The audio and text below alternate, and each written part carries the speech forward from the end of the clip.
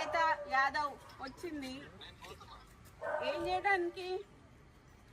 ఎవరు వచ్చింది? ఇంకా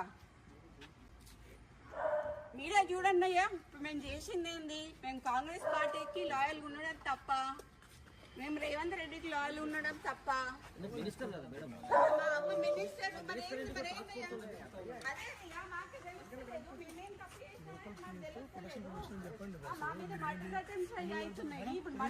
కదా ఇది. ఇప్పుడేమో ఆమె ఎందుకు వచ్చింది? ఇప్పుడు అంటే మా అమ్మ ఇప్పుడు లేడీ కానిస్టేబుల్ వచ్చిందంటే, లేడీ ఎస్ఐఓ సిఐఓ ఆమె నాకు తెలియదు. వచ్చిందంటే మా అమ్మని అరెస్ట్ చేయడానికి వచ్చినట్ట, అంతేనా? గవర్నమెంట్ లో ఉన్నటువంటి ఒక మినిస్టర్ కదా మీ అమ్మ. సో అదే అండి, అదే నాకు తెలియట్లేదు. మరి మీరే తెలుసుకోవాలి. ఎందుకంటే మరి టీఆర్ఎస్ వాళ్ళ మీద పడకుండా కాంగ్రెస్ వాళ్ళ మీద పడి మా మీద మా ఇంటి మా ఆడోళ్ళ మీద పడ్డానికి ఇప్పుడు ఆమె ఎందుకు వచ్చింది చెప్పండి? చెప్పట్లేదు కదా. ఆ టాస్క్ ఫోర్స్ వాళ్ళు ఇంతకు ముందు వచ్చి మా ఓఎస్డీని నిన్న టర్మినేట్ చేశారండి. టర్మినేట్ చేశారు. చేసినందుకు దానికి అడ్మినిస్ట్రేషన్ గ్రౌండ్స్ లో అన్నారు. మాకు వాటికి ఏ ఎక్స్ప్లెనేషన్ ఇవ్వలేదు.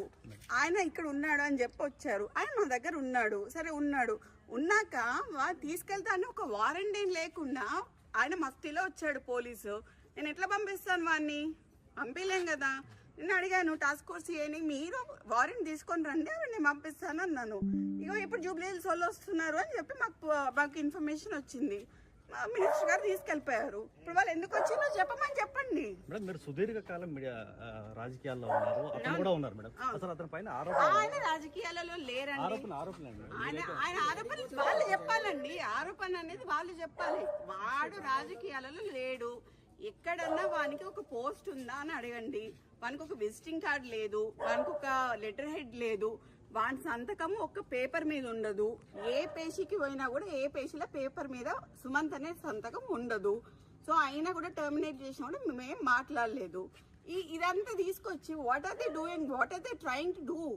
అంటే మీ అమ్మగారిని ఏమైనా టార్గెట్ చేసి? మా అమ్మగారిని టార్గెట్ చేస్తున్నారు కదండి. బీసీలు అనేమో రాహుల్ గాంధీ అరుస్తుంటే ఇక్కడ రెడ్లందరూ కలిసి బీసీలను మమ్మల్ని తొక్కుతున్నారు కదా.